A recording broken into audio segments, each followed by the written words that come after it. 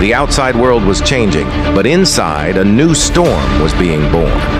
At the age of 24, Bruce Lee wanted to teach his sweat-soaked students something that was considered a sin at that time. He was teaching martial arts secrets that were limited only to the Chinese people, sharing them with the entire world. This was something the old masters of San Francisco could not tolerate. The greatest and most respected kung fu masters of San Francisco came together and decided that Bruce needed to be taught a lesson. They chose a highly skilled and mysterious fighter, Wong Jack Man. Wong Jack Man and Bruce Lee fought each other for only 3 minutes, and the decision was made. Come, let us tell you the full story. It was the year 1964. A time when the atmosphere in California was thick with the scent of an impending revolution. Bruce Lee had established his martial arts school in Oakland, a move that stood in defiant opposition to ancient traditions. He was teaching the secret arts of kung fu to everyone, regardless of their race, which was considered a betrayal by many. The elder masters of the city were deeply offended and felt a growing sense of rage toward this young, rebellious teacher. To them, martial arts was a sacred Chinese heritage that should never be shared with outsiders or the Western world. Bruce ignored their silent warnings and continued his rigorous training sessions, challenging the status quo of the era. His dojo became a sanctuary for a new generation, where the old walls of discrimination were slowly being torn down. However, the guardians of the old ways were determined to stop him at any cost before his influence spread further. They knew that if Bruce Lee were not silenced, their long-standing authority and cultural monopoly would vanish forever. The traditional masters eventually chose Wong Jack Man, a highly skilled practitioner of the northern Shaolin style, to face Bruce. Wong was a man of great discipline and quiet strength, representing the very pinnacle of classical martial arts expertise. One afternoon, a messenger arrived at Bruce's dojo carrying a formal scroll that contained a life-changing ultimatum for him. The message was clear. Bruce must either stop teaching non-Chinese students immediately or prepare himself for a physical confrontation. For Bruce, this was not just a challenge to fight, but a direct assault on his personal freedom and core beliefs. Without a single moment of hesitation, he accepted the challenge, proving that he was ready to defend his radical vision. The stakes were incredibly high, as the agreement stated that if Bruce lost, he would have to close his school forever. He looked the messengers in the eye and agreed to every condition because his confidence in his own skill was absolute. The stage was now set for a secret battle that would eventually change the entire course of martial arts history. This historic encounter did not take place in a grand arena, but within the humble, cramped walls of Bruce's private dojo. Only a few select witnesses were allowed inside the room, standing as silent observers to a moment of pure intensity.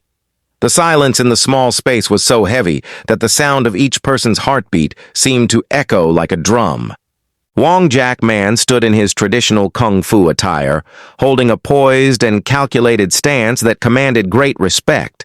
Bruce Lee removed his shirt, revealing a physique that was lean, muscular, and coiled like a spring ready to explode. Both fighters watched each other with piercing eyes, waiting for the slightest movement to signal the start of the war. This was far more than a simple match. It was a violent collision between two vastly different philosophies of combat. The referee gave the signal, and in that instant, the heavy silence was shattered by the sound of sudden explosive movement. Everyone present knew that they were watching the birth of a legend, though the outcome remained uncertain in that moment. As the fight began, Bruce Lee unleashed a series of attacks with a level of speed that was almost impossible to follow. He utilized the rapid-fire punches of the Wing Chun style, raining blows upon Wong Jack Man with relentless and fierce energy. Wong tried his best to use his longer reach to keep Bruce at a distance, but the pressure was overwhelming for him. The speed of Bruce's movements was so great that the witnesses could only see the blurred shadows of his flying fists. The sound of strikes cutting through the air filled the room as Bruce fought with the raw ferocity of a hungry tiger. Wong struggled to maintain his balance under the constant barrage, realizing that Bruce was unlike any opponent he had faced. The intensity of those opening moments was so frightening that the spectators held their breath in total and complete shock. Bruce proved that his training was not merely for show, but a functional weapon designed to dismantle an opponent quickly. With every passing second, the ferocity of the encounter grew, pushing both men to the absolute limits of their endurance. When Wong Jack Man realized he could not withstand the direct pressure of Bruce's attacks, he began to move away rapidly. He started running around the room, attempting to evade the straight-line strikes that Bruce was continuously throwing at him. This tactic frustrated Bruce, who wanted a brave and direct confrontation rather than a game of cat and mouse. Anger began to flare in Bruce's eyes as he chased Wong across the floor, determined to corner him and finish the fight. Wong utilized his defensive techniques to tire Bruce out, hoping that the young fighter would eventually lose his explosive steam. The witnesses were stunned to see a respected master forced into such a desperate retreat by the sheer aggression of Bruce. In his pursuit, Bruce executed several innovative kicks and strikes that had never been seen in a traditional fight before. The match had turned into a strange pursuit, with Bruce's lungs burning as he pushed himself to maintain his high speed. Despite the exhaustion, the fire of victory burned brightly in Bruce's gaze, and he refused to slow his relentless pace. After nearly 3 minutes of this intense chase, Bruce finally managed to catch Wong and bring him to the ground. He tackled the master and pinned him down, raining punches from a dominant position to ensure that he could not rise. Wong Jack Man realized that he could no longer continue the fight and signaled his surrender to the victorious Bruce Lee. Bruce shouted at him, asking if he had had enough, and Wong finally admitted defeat in a low and humble voice. Bruce's students and his wife Linda were filled with relief and joy, knowing that their school and future were secure. Wong Jack Man stood up quietly, gathered his followers, and left the dojo without saying another word to the victor. However, despite the clear victory, Bruce Lee did not look like a man who was happy or satisfied with his performance. He stood in the center of the room with a look of deep contemplation, ignoring the cheers of his loyal students. Something within him had shifted during those 3 minutes, and a new, restless energy was beginning to take hold. Following the fight, Bruce Lee sat alone on the dojo steps, replaying every second of the encounter in his mind. He was deeply troubled by the fact that it had taken him 3 whole minutes to defeat a single opponent. In his view, a real fight should be over in a matter of seconds if the fighter is truly efficient and skilled. He realized that his traditional Wing Chun training had significant limitations when faced with an opponent who moved around. As he felt his labored breathing, he also concluded that his physical conditioning needed to be much higher than it was. This victory did not bring him pride, but instead served as a harsh and necessary lesson about his own fighting flaws. He made the monumental decision to abandon the rigid structures of the past and seek a more fluid way of combat. He wanted to find a path that was faster, more direct, and capable of adapting to any situation in the world.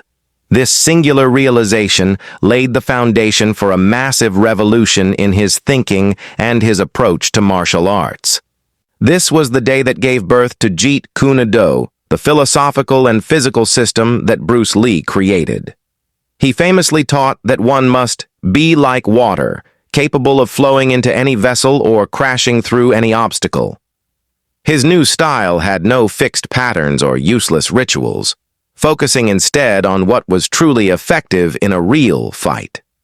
He combined elements from boxing, fencing, and wrestling, taking the best parts and discarding the rest without any hesitation. Bruce opened his doors to everyone, teaching that skill should be based on individual merit rather than one's ethnic background. His new philosophy was based on the idea of simplicity, directness, and the total freedom of the human spirit in combat. He was no longer a slave to ancient traditions, but an independent fighter who had mastered his own unique destiny. His training became more scientific and incredibly intense, pushing the boundaries of what a human body could ever achieve. Jeet Kune Do eventually changed the face of martial arts forever, influencing millions of practitioners across the entire globe. In the years following the fight, the martial arts world remained divided over the different accounts of what happened.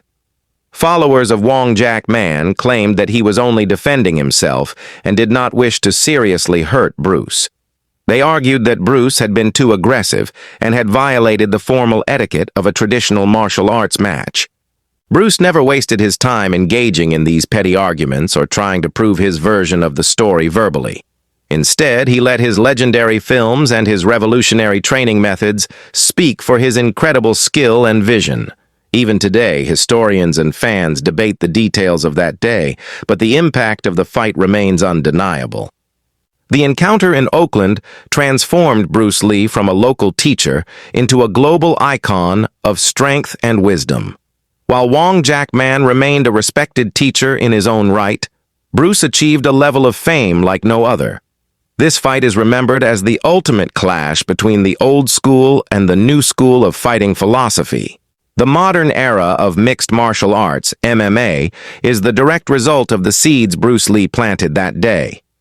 He proved that even an enemy can be your greatest teacher if you are willing to learn from the experience.